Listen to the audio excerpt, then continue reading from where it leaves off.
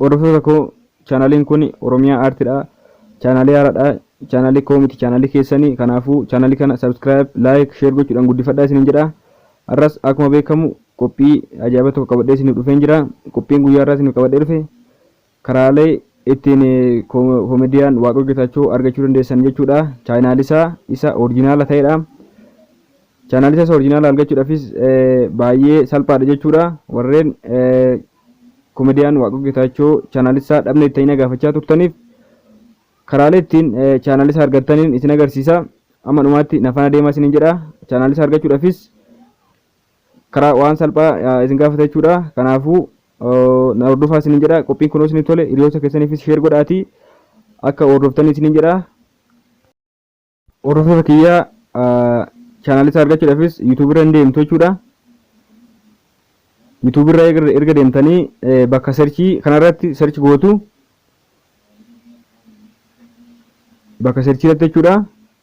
Mallattoo searchii fakkaatu kana achirratti maatanii search gootu Waaqoo Geetaachoo jettanii search gootan haaluma argaa jirtan kanaan Waaqoo Geetaachoo jettanii search gootan hin argattu.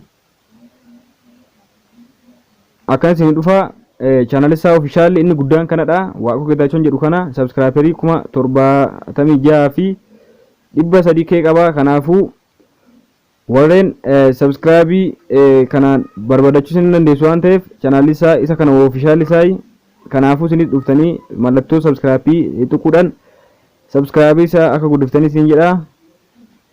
Kana booda subscribe gootanii booda mallattoo notification tuquudhaan walirra kaawwattanii viidiyoonni koomedii hojjetee gadi lakkisu akka isin bira ga'uuf kanarra kaawwachuu qabdu jechuudha. Amma future isaa inni gadi lakkisaa ture kana fakkaata jechuudha. Chaanaalii isaa irratti kan gadi lakkisaa ture jechuudha koomedii kana fakkaata.